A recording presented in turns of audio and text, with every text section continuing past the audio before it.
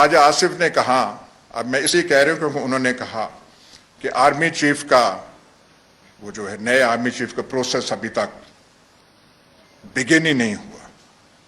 الفاظ انہوں نے ایسے چوز کیے کہ ان سے تاثر ملتا تھا کہ اب اس کا تو ہم نے سوچا تک نہیں ہے، ہمارے خیال میں نہیں ہے۔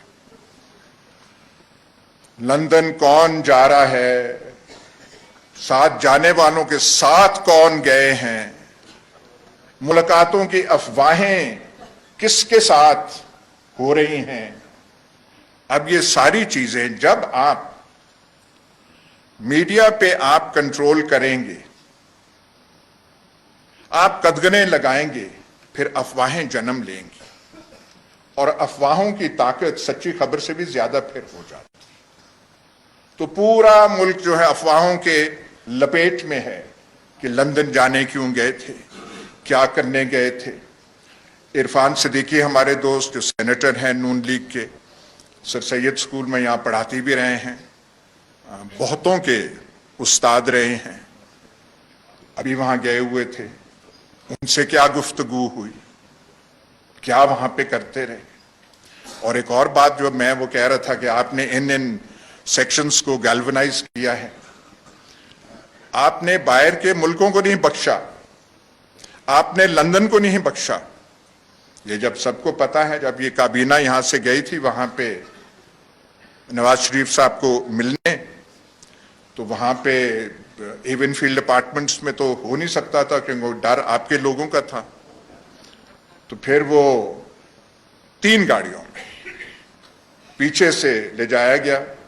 اور وہ جو ارشد ملک جج صاحب ہیں، ان کے کیس میں ایک ناصر جنجوعہ بڑے وہ کیریکٹر تھے، ان کے گھر میں پھر وہ میٹنگ ہو سکی۔ مطلب آپ نے یہ حالت یہاں کی اور وہاں کی بنا دی ہے۔ اور مصیبت یہ ہے کہ ابھی تک ان کو کوئی نسخہ مل نہیں رہا، کوئی دوائی مل نہیں رہی۔ دیکھیے میں صدمے سے کہہ رہا ہوں کہ بھٹو کا نسخہ انہوں نے ڈھونڈ لیا تھا اور ان پہ یہ ہوا تھا، ایسے ایسے ہوا تھا۔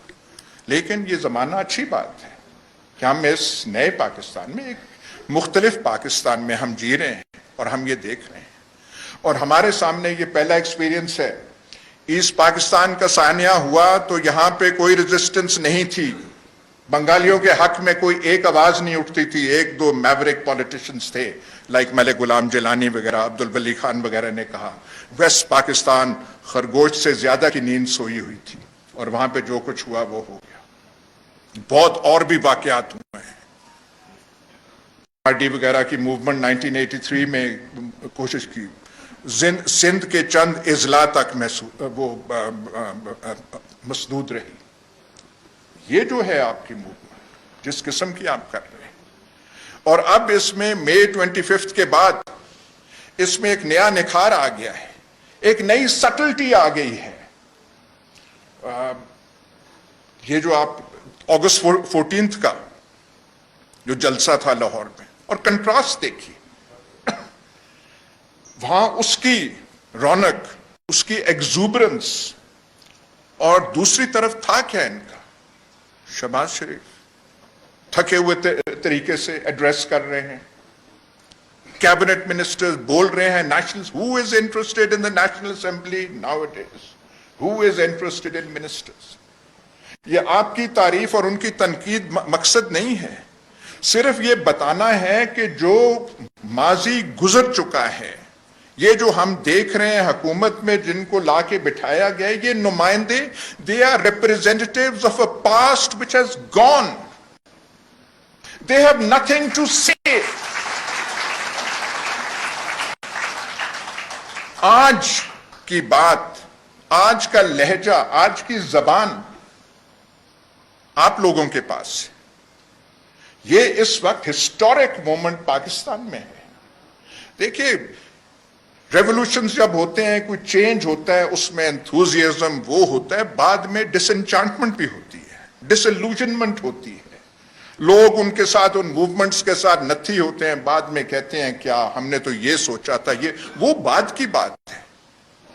یہ عشق کے ساتھ بھی ایسا ہی ہوتا ہے، جب عشق کے میدان میں آپ قدم رکھتے ہیں تو پتہ نہیں کس سوچ کے ساتھ کرتے ہیں، اور آخر میں پتہ نہیں کیا ہوتا ہے۔ یہ اور چیز ہے، وہ آنے والا وقت بتائے گا کہ آپ ان تقاضوں پہ پورا اترتے ہیں یا نہیں.